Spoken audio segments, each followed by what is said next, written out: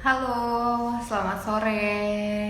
Welcome to Pintu IG Live. Hari ini sama aku, Afra, sosial media dari Pintu. Oh ya, eh, hari ini kita akan ngobrol-ngobrol seputar cryptocurrency dan juga Bitcoin nih. Menarik banget kan bahasan kita hari ini. Eh, Bintang tamu kita juga hari ini inspire banget, orang yang spesial. Jadi buat teman-teman yang punya pertanyaan terkait investasi, cryptocurrency, Bitcoin, boleh banget ditulis di komen. Nanti di akhir acara aku akan bacain dua pertanyaan ya. Sambil nunggu teman-teman yang lain nih, ada kok Mbak Navia, Navila, iya ada. Wah dicariin nih. Oke teman-teman, kita tunggu sebentar lagi. Kita tunggu rame nih. Abis itu kita langsung ngobrol-ngobrol, bahas cryptocurrency dan Bitcoin.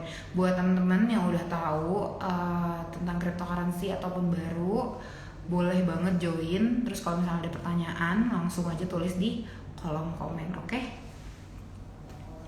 Nah, karena udah lumayan banyak, jadi kita langsung undang aja guys kita nih hari ini.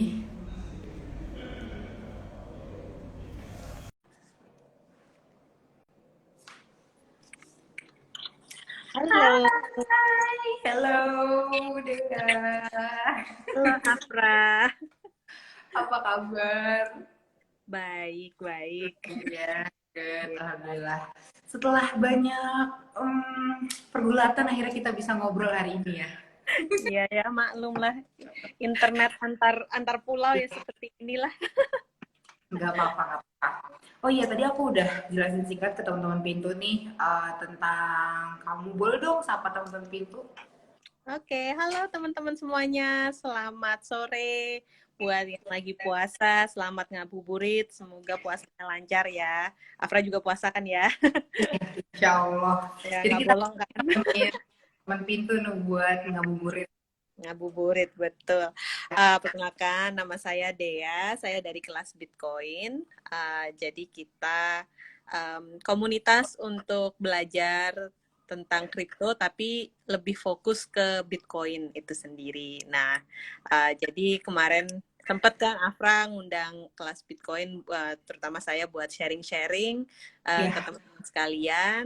Jadi ya monggo kalau ada pertanyaan nanti semoga saya bisa jawab dan ya ini ngobrol santai aja sih ya. iya, betul. Kita santai aja ngabuburit hari ini, oke? Mm-mm. Ngomongin soal cryptocurrency dan Bitcoin nih, sebelum kita sebenarnya yang paling menarik buat aku itu adalah kelas Bitcoin. Tapi sebelum kita sampai sana, aku mau tanya dulu nih, eh, ceritain dong pengalaman kamu bisa kenal Bitcoin, kenal cryptocurrency khususnya. Itu gimana sih? Nah, jadi ceritanya dulu aku tuh tahu Bitcoin tuh dari tahun 2014 sebenarnya. Jadi waktu itu lagi backpackingan. Kebetulan waktu pas lagi backpackingan ke Kamboja, aku tuh lagi ke cafe, terus lihat ada di cafe itu accepted Bitcoin here gitu. Terus aku Oh, jadi penasaran kan, gitu ya kayak hmm. kok Bitcoin apa? Jadi aku akhirnya tanya sama waitersnya di situ kan, tanya Bitcoin itu apa sih? Terus dia jelasin sedikit kayak, oh ini kayak internet money gitu, jadi bisa bayar-bayar pakai Bitcoin.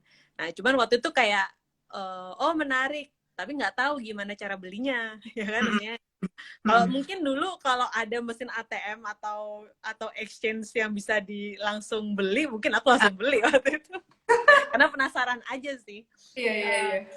Terus tahun 2016 aku udah pindah di Bali. Nah, di Bali itu kebetulan pada masa 2016 tuh lagi jaya-jayanya Bitcoin karena kan di Bali ini Hmm. termasuk ya apa pulau pariwisata yang otomatis banyak orang-orang yang ya mungkin juga banyak orang dari luar negeri, mereka butuh buat pertukaran uang kayak gitu. Jadi salah satu co-working space di Ubud itu yang mereka punya mesin ATM gitu di coworking space di Ubud itu.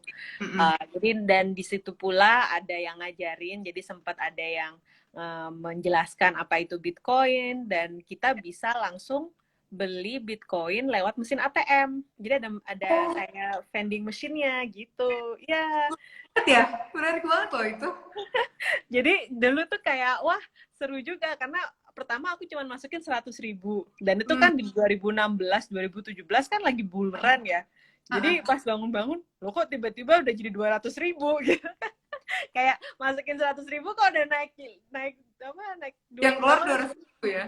Iya, jadi kayak oh kok naik terus. Nah jadi waktu itu ya awalnya sih akhirnya aku menggunakan Bitcoin sebagai tabungan karena aku rasa kalau aku cuma nabung di bank ya mungkin bunganya nggak seberapa gitu. Kalau misalkan nabung di Bitcoin ya maksudnya aku bisa ngeliat bahwa harganya makin lama makin naik.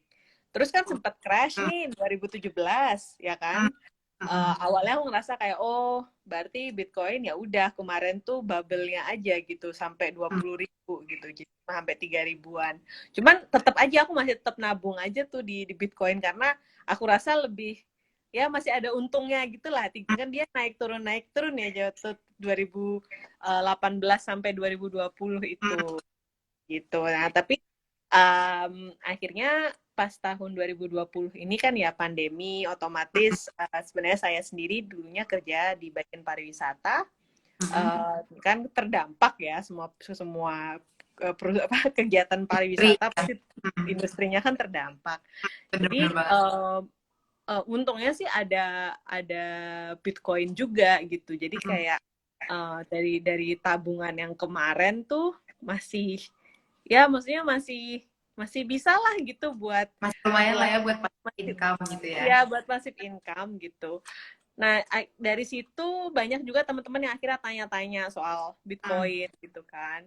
Dan semakin banyak orang nanya, akhirnya ya udahlah aku buatin kayak komunitas aja buat belajar bareng gitu. Nah, jadi disitulah mulainya terbentuk kelas Bitcoin. Oke. Ya. Ini interesting banget nih. Mulainya itu karena di Ubud itu ada mesin ATM dari Bitcoin. Aku bahkan sampai sekarang, aku juga kebetulan memang belum lama tahu soal cryptocurrency.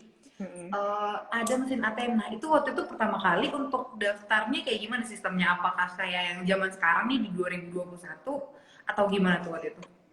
Oh, zaman dulu nggak perlu KYC, jadi cuman kayak kamu datang ke vending machine, kan itu sebenarnya modelnya metodenya kayak vending machine.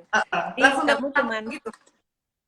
Jadi nanti kan masukin nih uangnya, misalkan 100.000. Nanti keluar ada di layarnya keluar QR code-nya. Nah itu kita scan QR code-nya, itu kita receive Bitcoin. Jadi pertama kita harus download wallet dulu. Jadi langsung antar jadi Bitcoin dan masuk ke dalam wallet pribadi.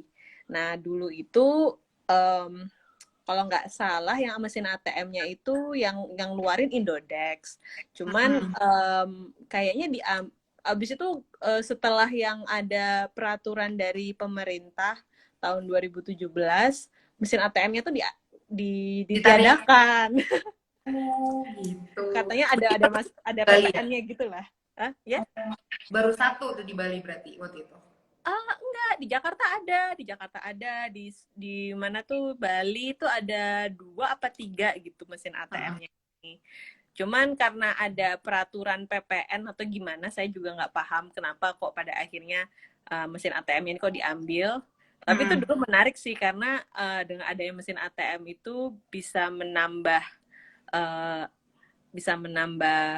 apa ya akses buat orang-orang kalau mau beli Bitcoin ya, tapi tetap harus datang ke fisik ya, harus datang ke tempat lokasi gitu. Sekarang kan ada kayak pintu bisa langsung download dari HP gitu. Jadi ya ada pro dan cons-nya lah ya. Benar. Kalau sekarang kan lebih mobile, lebih mudah gitu kalau pakai aplikasi kan.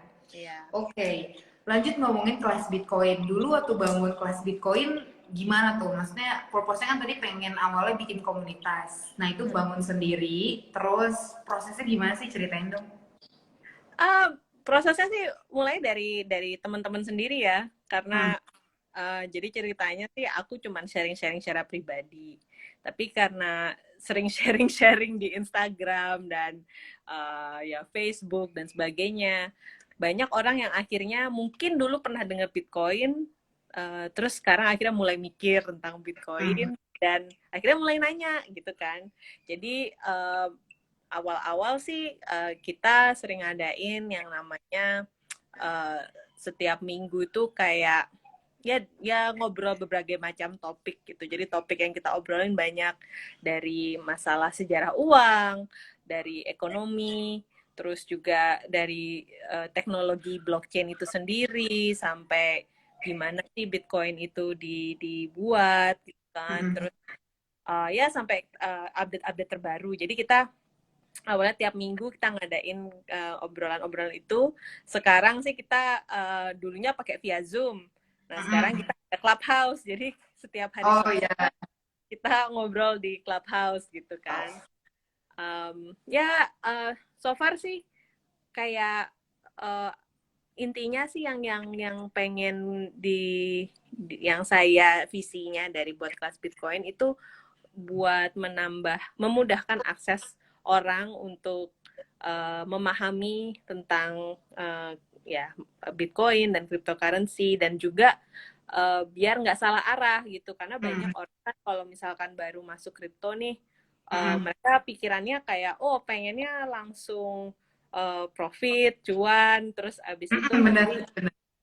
ya terus kayak mereka trading tapi nggak paham fundamental gitu kan Hmm. karena sebenarnya kalau yang namanya mau investasi mau apapun itu biarpun mau trading itu yang pertama harus tahu fundamentalnya kenapa kalian mau memasukkan uang ke dalam ya misalkan perusahaan atau koin gitu kan itu Poin. ya itu harus tahu dulu kenapa why-nya gitu nah jadi di kelas Bitcoin itu aku lebih jelasin why-nya gitu kenapa terutama Bitcoin itu sendiri gitu. Oke. Nah, sebenarnya kan cryptocurrency pun di Indonesia khususnya masih agak sedikit tabu gitu. Nah, kira-kira waktu awal ngebangun kelas, terus atau awal mengenal cryptocurrency ada perasaan hal yang sama nggak nih? Kayak, ih, itu kan, maksudnya apa nih nggak jelas sistemnya dari mana? Karena kan orang harus belajar dari basic kan kalau cryptocurrency kan. Nah, ini kalau orang yang nggak tahu pasti mikirnya udah yang aneh-aneh nih. Menurut kamu gimana? Dan gimana caranya kamu uh, membantu pola pikir teman-teman yang masuk ke kelas Bitcoin buat kasih tahu nih kalau gini loh sistemnya dan segala macam. Ya memang sih agak sulit ya karena kita kita kan ngomongin suatu hal yang digital, yang nggak ada fisiknya. Biarpun sebenarnya uang rupiah itu juga 90% udah digital juga ya kan. Iya Tapi sekarang. kalau ya tapi kan kalau uang rupiah kayaknya perasaan masih bisa datang ke ATM terus ngambil dalam bentuk kertas gitu kan Iya, fisik. Tapi ya sebenarnya secara apa ya secara prakteknya kita semua sudah pakai uh, semacam uang digital dalam bentuk rupiah gitu. hmm. Jadi transisi untuk apa yang kayaknya yang uh, paling penting buat orang-orang pahamin itu adalah konsep digitalnya itu sendiri gitu dan menyadarkan bahwa sebenarnya kalian nggak perlu suatu hal yang fisik toh kita juga sebenarnya sekarang semuanya itu sudah terdigitize gitu dan Iya betul. teknologi itu sudah apa ya intinya mendisrupt semua bidang dulu kayak pariwisata kita dulu kalau misalkan pariwisata harus beli Lonely Planet kalau misalkan mau jalan-jalan Hmm. sekarang TripAdvisor dan segala Iya macam banyak banget. Booking.com dan Bener-bener. ya pariwisata iya, teknologi informasi iya, dari segi apa mungkin makanan, diet dan segala macam Hmm. tuh semuanya sudah terdigitize. Tapi yang anehnya kok uang kita itu masih pakai uang cara lama gitu kan. Maksudnya sistem keuangan kita itu sangat jadul sekali sebenarnya.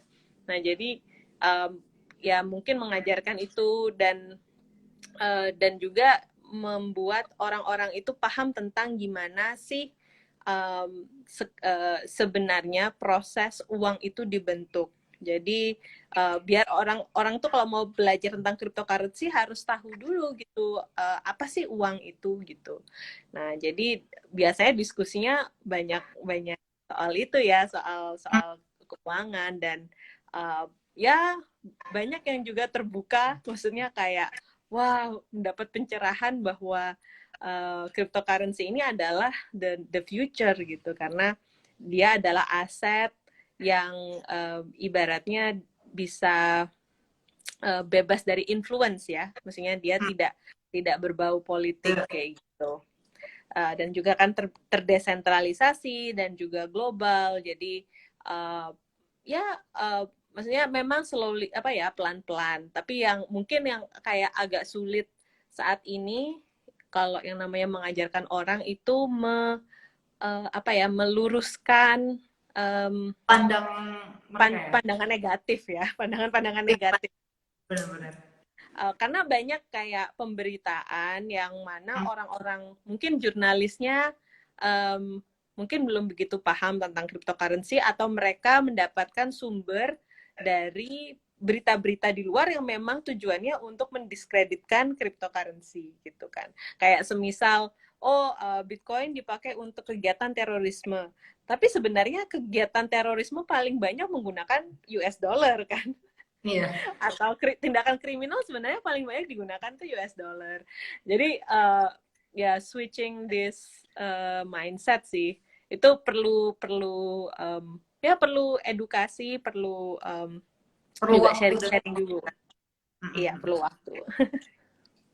Benar, karena even orang-orang di sekitaran Jakarta pun kayaknya pemahaman tentang uang digital pun masih yang nggak terlalu gimana ya pakem lah gitu, nggak sampai ke dasarnya gitu kan ya. Oke, ngomongin kelas Bitcoin lagi nih dan Bitcoin tentunya. Kan dari tadi kita ngomongin cryptocurrency lalu kelas Bitcoin. Pertanyaan aku tuh sebenarnya kenapa Bitcoin gitu? Selain kenapa kamu kenal, selain sejarah kamu kenal Bitcoin gitu. Kenapa sih akhirnya kayak nggak aku tuh maunya Bitcoin gitu? Ya, sebenarnya siklus ini kebanyakan siklus seluruh orang yang bisa dibilang Bitcoin maximalist. Jadi Bitcoin maximalist itu adalah orang-orang yang mungkin punya portofolio di atas 90% isinya Bitcoin semua. Jadi benar-benar percaya sama Bitcoin. Itu siklusnya adalah mereka biasanya mengenal Bitcoin, terus abis itu akhirnya tergoda untuk ya invest di altcoin yang lain-lain, tapi nggak paham fundamental, nggak mungkin juga nggak kuat yang namanya trading technical analysisnya. Terus akhirnya uang mereka habis. Ya, uang mereka habis karena di drive bukan karena conviction ya, bukan karena keyakinan, tapi di drive-nya oleh greed, jadi ketamakan ya kan, orang pengen dapat duit banyak gitu, atau mungkin di drive-nya karena takut, fear, jadi wah harganya turun terus akhirnya dijual. Jadi biasanya sih siklusnya orang-orang tuh seperti itu. Nah jadi tapi kalau misalkan dari sejarah saya sih, memang saya awalnya kan kenal Bitcoin. Saya juga invest di beberapa kripto yang lain. Cuman ya itu tadi, beberapa kripto ada yang di tahun 2017 banyak banget koin yang dia itu booming, terus sekarang udah nggak ada namanya gitu, udah hilang gitu kan. Jadi ya itu harus berhati-hati banget ya, yang kalau misalkan kayak denger ada koin baru gitu, terus akhirnya orang invest ke sana tanpa tahu fundamentalnya apa, siapa di baliknya gitu. Nah, tapi yang membuat saya jadi super excited sama Bitcoin, satu karena memang Bitcoin adalah cryptocurrency paling lama ya kan, dia kan yang pertama juga. Dan tapi yang menarik itu satu, dia tuh benar-benar pure decentralized. Jadi Bitcoin kan dia tidak ada, bahkan misalkan siapa yang pembuatnya kita juga nggak tahu gitu. Jadi Bitcoin ini bisa ya bisa dibilang dia benar-benar pure decentralized, dan semua teknologi yang sekarang dibangun di atas layer Bitcoin uh, itu sebenarnya bisa bisa sorry, maksudku kayak gini, kalau yang teknologi-teknologi yang ditawarkan oleh altcoin itu bisa dibangun di atas dari dari si layernya Bitcoin gitu. Bitcoin. Jadi sebenarnya satu Bitcoin pun juga oke gitu. Dan yang menarik dari Bitcoin ini kan dia adalah cryptocurrency yang dia tuh lebih serupa dengan uang, dan dia tuh memang pengen jadi currency ya. Kalau misalkan misalkan kayak Ethereum, dia kan memang lebih buat decentralized platform. Jadi dia untuk bangun apps dan menggunakan blockchain-nya Ethereum, dan juga Ether itu sebagai tokennya dia gitu kan. Nah, jadi dari segi historisnya juga Bitcoin itu dari awal memang pengen memperbaiki sistem keuangan kita yang lemah gitu. Jadi apa yang Bitcoin punya itu sangat superior. Jadi itu yang buat saya semakin saya mempelajari tentang Bitcoin, semakin saya kayak wah ini hebat sekali ya, maksudnya dari Gitu. sistemnya ya, dari visinya, dan juga dia itu kayak anti fragile. Maksud saya semisal kita ambil contoh di Nigeria. Di Nigeria, negara Nigeria waktu itu sempat nge-ban Bitcoin kan. Tapi yang terjadi malah semakin banyak orang yang membeli Bitcoin. Atau kayak di Zimbabwe atau di Venezuela, yang mana negara-negara tersebut hiperinflasi. Jadi uang yang mereka punya itu ya misalkan mau beli satu satu telur aja itu mungkin 1 juta Zimbabwe dolar, ya kan, ya, mereka hiperinflasi. Dan dengan adanya Bitcoin tuh bisa jadi currency alternatif. Jadi orang-orang nggak perlu ibaratnya stuck dengan sistem Kesulitan. yang ada, ya kesulitan gitu kan.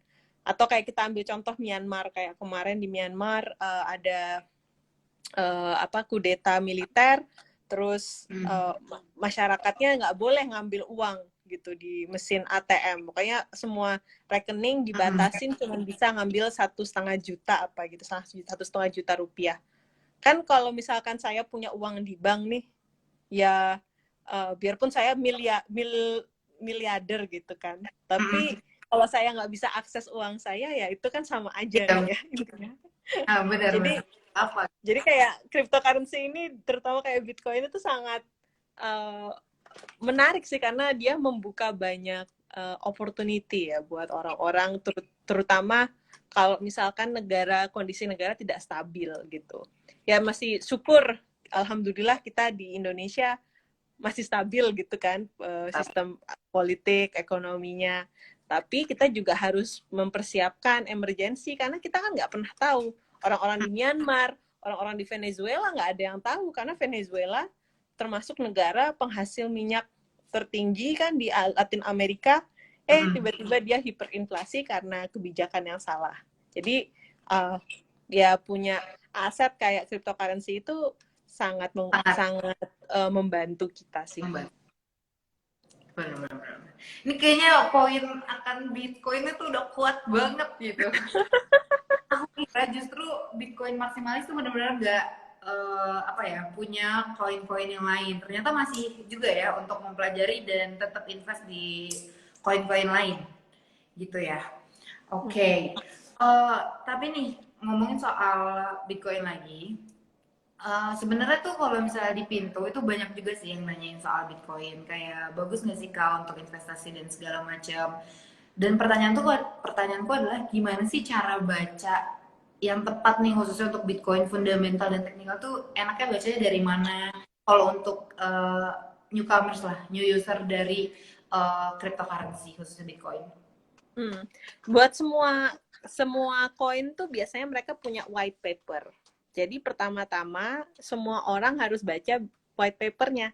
Jadi white paper itu kan kayak semacam proposal ya, visinya apa, ini kegunaannya dari teknologi ini apa.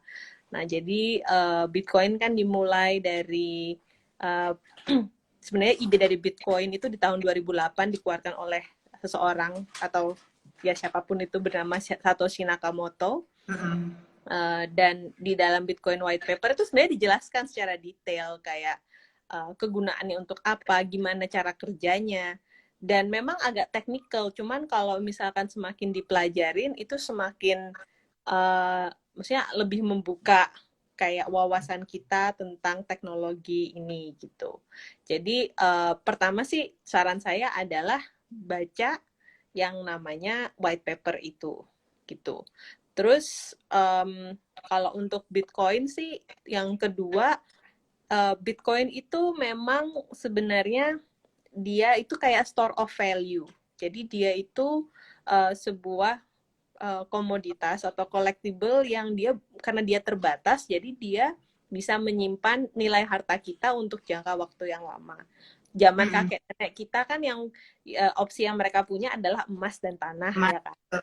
Tapi kita anak-anak millennials ini kan mungkin kalau mau beli tanah agak ya kalau punya uang banyak ya silahkan beli tanah.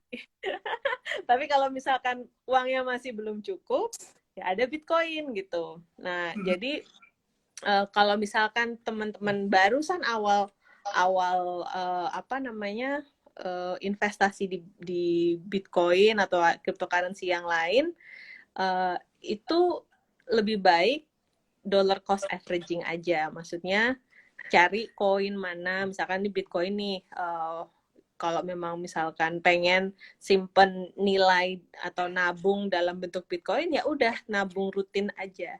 Nggak usah terlalu fokus kayak technical analysis, trading, dan sebagainya. Karena itu menurut saya yang terjadi, kebanyakan orang pengen kompleks daripada simple, ya kan?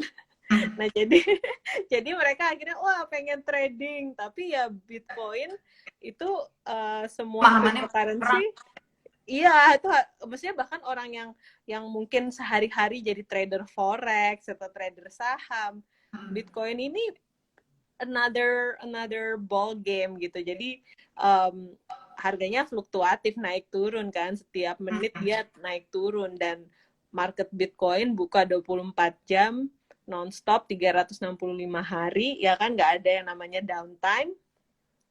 Dan saya yakin teman-teman di Pintu juga ngerasain gimana, maksudnya kayak dapat pertanyaan 24 jam juga. Benar. Jadi kalau mau ibaratnya mau memprediksi harga di dalam Bitcoin itu yang ada hanyalah prediksi, tapi nggak akan bisa jadi kepastian bahwa oh harga itu akan naik atau harga itu akan turun gitu kan. Jadi yang pertama-tama ya udah dollar cost averaging aja, nabung gitu, dan treat this investment as a long term investment gitu. Jadi kalau bisa ya udah jangan dicair-cairkan sampai nanti mungkin 5 tahun lagi gitu kan. Jadi itu lebih, saya pernah sih kayak membandingkan kalau misalkan saya trading versus sama saya cuman simpen aja, itu keuntungannya lebih banyak simpen aja gitu, karena kan kadang kalau trading misalkan oh hari ini harganya naik gitu kan, jadi kita jual, tapi ternyata besoknya naik lagi, kan otomatis kita akan mendapatkan Bitcoin lebih sedikit daripada yang kita punya dulu gitu kan. Karena kita nggak bisa memprediksi market gitu ya. Jadi kalau ya ini balik lagi kan karena saya tadi kalau di kelas Bitcoin sih kita memang lebih fokus kayak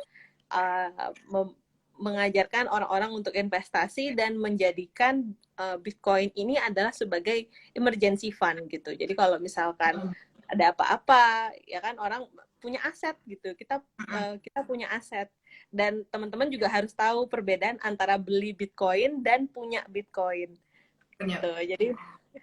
Jadi kalau punya Bitcoin berarti kan harus tahu tentang sistem keamanannya Bitcoin, gimana nyimpennya biar aman dan sebagainya. Nah, itu juga yang jadi salah satu edukasi yang harus dilakukan. Jadi sambil investasi juga sambil belajar gitu. Oke. Ini banyak banget informasi menariknya ya. Tapi aku punya pertanyaan lagi nih. Untuk kelas Bitcoin itu sebenarnya teman-teman gimana sih cara bisa join komunitasnya? Terus ini kan tadi dia bilang kalau base sekarang asalnya lagi di Bali. Apa hanya teman-teman yang di Bali yang bisa join atau kalau bisa kelas online? Nah, so far sih kelasnya, jadi kalau misalkan untuk Bitcoin Basic, kita setiap bulan ada kelasnya gitu. Yang paling deket tanggal 18 sampai 19 Mei itu ada kelasnya. Jadi nanti diajarin fundamental Bitcoin, terus juga itu tadi gimana caranya beli, sedikit teknik analisis juga kayak kita ajarin kalau misalkan beli di exchange itu apa aja sih indikator-indikator yang perlu dilihat gitu kan, dan juga gimana caranya mengamankan dan menyimpan Bitcoin secara aman. Itu biasanya kita setiap bulan pasti ada kelas itu. Jadi kalau teman-teman pengen join bisa ke kelasbitcoin.com/kelas, itu nanti ada jadwalnya di sana. Nah kalau teman-teman di Bali kita juga ngadain meet up gitu. Jadi setiap Seru banget. bulan, ya setiap bulan. Kemarin juga yang pertama kan sama Pintu juga ya, sempet sama Mbak Kiri gitu kita ngadain di Bali juga. Nah itu di situ kita biasanya bahas macam-macam sih, mungkin kayak updatean selama sebulan terakhir ini apa aja yang terjadi di dalam dunia Bitcoin. Jadi nanti modelnya kayak free flow diskusi aja. Tapi selain itu sih kita juga ada Telegram dan juga Clubhouse itu tadi. Jadi kalau Clubhouse bisa lebih live. Jadi kalau teman-teman pengen ngobrol bisa ngobrol di sana. Dan kalau yang Telegram ya maksudnya kalau ada link-link menarik gitu. Telegram ya. Iya. Tapi ya untuk saat ini memang kita kalau meet up masih fokusnya di Bali dulu ya, karena apa namanya masih ya kebanyakan orang juga di Bali gitu. Tapi tapi semoga nanti bisa juga kita ngadain di chapter-chapter yang lain juga gitu. Seru banget, nggak sabar nih kalau ada kelasnya di Jakarta, undang-undang aku biar aku informasi tentang Bitcoin dan cryptocurrency-nya ya. Oke nih, ada lagi nih pasti pertanyaan yang sering banget ditanyain sama orang yang baru terjun di cryptocurrency. Pertanyaan tuh adalah, aku tuh tau dari mana sih aku bisa investasi? Gimana sih caranya Kak buat investasi? Berapa ya yang harus aku spend buat investasi? Itu kira-kira gimana sih? Pertama kali pun kamu ngerasain kayaknya aku harus investasi di sini dan sekian gitu. Aku sih selalu bilang kayak kalau mau investasi itu hanya investasi berapapun yang menurut kalian kalau hilang nggak masalah gitu. Jadi kayak misalkan kayak misalkan setiap hari ini beli apa Starbucks gitu kan. Starbucks mungkin sama makanannya 100.000 lah, ya kan? Nggak makan sekali aja, nggak makan sekali Starbucks 100.000, kalau hilang ya juga nggak apa-apa kan. Jadi antara cuman hilang di perut atau jadi aset, pilih mana? Jadi investasi mau milih mana gitu. Jadi pasti yang pertama yang aku selalu tanyain kalian, kan tiap orang juga levelnya beda-beda. Ada yang mungkin 1 juta nggak masalah, ada yang merasa 100.000 itu yang paling batas paling ininya ya, paling atasnya. Nah kalau udah kayak gitu, nanti yang kedua adalah menabung. Nah jadi cara menabungnya sebenarnya cara menabung secara umum ya, karena ini juga sih yang menurut saya agak kurang buat anak-anak millennials untuk menabung. Karena banyak orang itu selalu kan ya udah pokoknya konsumerisme ya, jadi kayak beli ini itu gitu. Jajan gitu kan, jajan boba gitu. Jajan boba. Tapi jadi kalau misalkan yang namanya menabung itu sebenarnya teknis. Banyak orang-orang kaya mereka itu punya cara menabung. Jadi menabungnya itu adalah 50% dari semua uang yang mereka punya itu adalah untuk living expense. Terus 50% yang lain itu dibagi jadi 5. Jadi 10% itu untuk emergency fund. Nah, ini adalah apa namanya? Emergency. Entah terserah sih, emergency fund ini mungkin mau bentuk asuransi atau mau bentuk seperti apa terserah. Terus 10% kedua itu untuk tabungan gitu. Nah, jadi masukin aja 10% ini dalam bentuk Bitcoin, ya kan? Iya. Terus 10% yang ketiga itu untuk duit edukasi. Jadi kalau misalkan teman-teman mungkin pengen ikutan kelas Bitcoin atau pengen ikutan course-course yang lain gitu kan. Jadi ada memang punya setiap bulan tuh ada budget buat itu gitu. Terus 10% yang keempat ini buat seneng-seneng. Jadi itu adalah uang yang kita kumpulin yang memang harus kita spend untuk seneng-seneng. Itu di luar dari 50% uang uang apa itu namanya, uang yang untuk kehidupan sehari-hari ya. Kehidupan sehari-hari itu kayak sewa sewa rumah, terus habis itu makan dan sebagainya.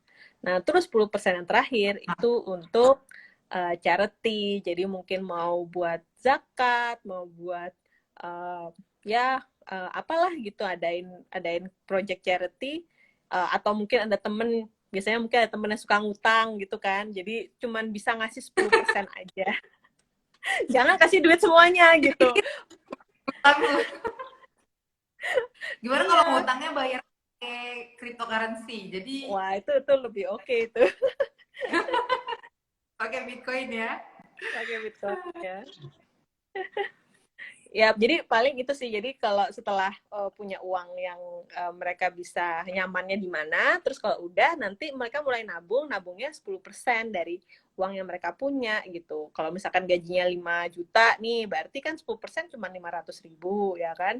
Ya 500.000 nabung lah, taruh di dalam Bitcoin gitu. Entah mau di DCA setiap mau nabung rutin misalnya tiap minggu 100.000, 100.000, 100.000, ya nanti lama-lama jadi bukit gitu kan. Bisa, teman-teman juga bisa ngecek kan di pintu kan ada Iya, itu kalkulatornya, kalau misalkan benar Pak. nabung sekian dapat berapa gitu kan. Yes, betul. Jadi anak milenial harus nabung. Benar tuh teman-teman. Yang paling penting tuh sebenarnya nabung. Jadi nggak usah Mm-mm. terlalu kepikiran, aduh aku untung gak ya, nabung aja. Di aplikasi Pintu udah ada kalkulatornya. Langsung bisa Iya, tahu dan ke depannya gimana. Yang penting rutin ya. penting rutin betul. Oke, dari tadi tuh aku terus yang nanya. Sekarang aku kasih kesempatan buat temen Pintu nanya nih. Ini ada yang nanya. Ini menarik banget. Dia nanya, Kak, apa sih kesalahan anak muda dalam investasi kripto? Hmm. Kalau ya itu tadi sih, kayak kesalahannya adalah sebenarnya dua. Satu itu intinya dua-duanya di drive oleh fear. Jadi yang fear pertama adalah FOMO, fear of missing out. Wah, Ya, itu banyak doge banget doge ya. doge doge naik Iya, gitu kan. Terus beli-beli. jadi beli-beli padahal nggak tahu, misalnya kayak dan ini juga seringnya kan kayak gitu, orang mulai dengar soal kripto pas dia mulai naik gitu kan. Dan biasanya ya kripto itu selalu ada siklusnya, karena kalau dia udah naik banget pasti orang-orang gatel pengen jualan, dijual itu asetnya ya kan, biar dapet cuan, biar dapet profit. Nah, jadi kalau udah beli di atas, terus pas pas banget belinya pas di puncaknya, terus tiba-tiba orang-orang pada jual kan harganya turun. Nah, itu nanti kesalahan kedua, yaitu kalau di dalam kripto itu adalah FUD, fear, Oke. uncertainty, and doubt gitu kan. Jadi pertamanya FOMO, terus yang kedua FUD.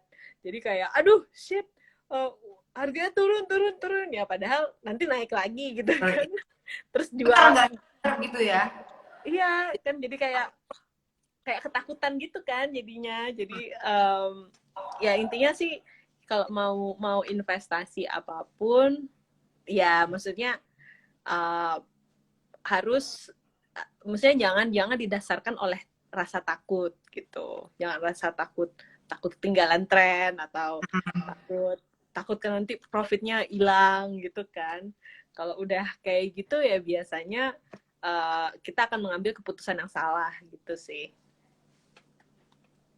Betul, betul, betul, betul. Nah, teman-teman Pintu, kalau misalnya mau ngelakuin investasi, memang tuh kita harus riset dulu ya. Jadi nggak ke bawah-bawah nih FOMO dari teman-teman yang lain, atau ketika ada koin yang lagi happening banget, terus kita buru-buru mau beli. Semua tuh harus dianalisa sebelum ngelakuin investasi gitu. Nah, kita lanjut ke pertanyaan lain. Oke. Mana nih? Nah, wah ini nanyainnya koin yang lain ya. Oke, kita ganti aja. Kenapa ini ada nggak sih kemungkinan kripto itu naik dan turun? Nah, dari yang dia jelasin di awal, kalau kripto itu pasti akan ada masanya naik dan turun ya. Iya, betul Gitu. banget. Jadi Terutama kalau ya gimana? Oh, enggak, aku tadi mau terutama bilang gimana? kalau kalau di Bitcoin itu biasanya sekarang kan karena Bitcoin tuh udah 1 triliun market cap-nya ya. Jadi bisa dibilang dia cukup stabil dan lebih bisa diprediksi nih harga-harganya. Maksudnya kayak uh, siklus harganya tuh bisa diprediksi. Jadi ada yang namanya halving. Halving itu ada tuh nanti bisa teman-teman bisa ngecek juga di akademi di Pintu. Jadi apa itu Bitcoin halving kalau pengen tahu lebih detail. Yes. Tapi tapi pada intinya sih halving itu adalah momen di mana Bitcoin itu kan dia nggak dikeluarkan secara gebrek 21 juta, tapi dikeluarkannya kan secara perlahan-lahan. Jadi setiap 10 menit sekali dia tuh nanti akan dikeluarkan oleh sistem. Nah, tapi setiap kurang lebih 3,5 tahun atau 4 tahun sekali, Bitcoin itu nanti akan dikeluarkan lebih sedikit gitu. Jadi separuh lebih sedikit daripada 4 tahun sebelumnya. Jadi kayak sekarang kan kita di halving ketiga. Jadi Bitcoin itu dikeluarkan 6,25 Bitcoin setiap 10 menit. Nah, kalau dulu sebelum tahun 2020 itu 12,5 gitu, 12,5 Bitcoin. Nah, karena Bitcoin ini makin lama makin sedikit, biasanya nanti itu akan ada kayak pasar itu akan menyesuaikan karena permintaan Bitcoin itu biasanya sama atau semakin tinggi, makanya harga-harga Bitcoin itu nantinya akan jadi nambah naik juga gitu karena permintaannya semakin banyak. Nah, itu nanti teman-teman kalau pengen belajar lebih jauh tentang halving bisa ngecek di Pintu Akademi lah. Nanti ada di situ penjelasannya. Tapi banget nih pertanyaan, Kak, gimana nih aku mau masuk sama kelasnya gitu. Gimana sih cara masuk kelas Bitcoin? Coba di reminder lagi deh, Kak. Di reminder lagi ya. Jadi nanti bisa teman-teman bisa ke kelasbitcoin.com/kelas. Jadi bisa daftar di situ atau follow aja Instagramnya kelas Bitcoin @kelasbitcoin. Nanti di sana bisa ada infonya. Pas kalau udah waktunya dibuka pendaftaran untuk yang Mei, nanti bisa daftar di sana. Gitu. Betul banget. Jadi buat teman-teman yang mau join ke komunitas kelas Bitcoin nih, mau cari informasi tentang Bitcoin, itu bisa langsung cek Instagramnya @kelasbitcoin, langsung follow aja nih. Terus bisa juga akses ke websitenya ya, kelasbitcoin.com. Iya, kelasbitcoin.com. Ya. Oke, kalau gitu. Hari ini udah banyak banget informasi-informasi menarik nih yang kita dapat dari Dea. Dan udah banyak juga pertanyaan-pertanyaan yang disampaikan sama teman-teman udah terjawab. Semoga kejawab ya rasa penasaran dari teman-teman Pintu. Dan kalau gitu makasih banyak Dea atas sharing hari ini. Semoga Sama-sama. ya semoga kelas Bitcoin ini semakin besar nih, makin banyak yang join juga. Jadi makin tahu arahnya untuk investasi kemana nih khususnya untuk para milenial. Iya. Oke, kalau gitu kasih pesan terakhir dong buat millennials nih kira-kira apa untuk jadi pribadi atau apa kalau mau investasi baiknya kayak gimana ke depannya? Pesan terakhir. Pesan terakhir. Pesan terakhir. Ya, untuk saat ini. Untuk saat ini. Tenang, Pesannya kita ketemu lagi sama dia, tenang. pasti nanti. Pesannya adalah kalau investasi jangan lupa belajar juga gitu ya. Saya jangan hanya investasi karena tren, tapi benar-benar tahu apa yang kalian investasikan. Karena gimana-gimana itu kan tetap juga uang yang kalian taruh gitu kan. Jadi uang itu kan sebenarnya representasi dari waktu dan tenaga kita. Jadi kalian tuh mau naruh waktu dan tenaga kalian di mana. Nah, makanya slogannya kelas Bitcoin kan belajar sambil investasi gitu. Jadi kita investasi terus juga sambil pelajarin juga tuh. Gitu. Iya, kalau gitu. Oke, dari kelas Bitcoin, terima kasih banyak atas waktunya hari ini ya. Semoga next Iya. time kita ngobrol dan live bareng lagi. Oke, Oke. Makasih Afra ya. terima Sampai kasih. jumpa teman-teman itu ya. Terima kasih. Buat teman-teman Pintu yang tadi ketinggalan, ini IG Live-nya akan aku save di IGTV. Jadi kalau misalnya mau cari tahu informasi soal kripto, tentang Bitcoin, atau kelas Bitcoin, langsung tonton aja di IGTV ya. Kalau gitu, aku dan dia pamit. Dadah. Bye bye. Bye.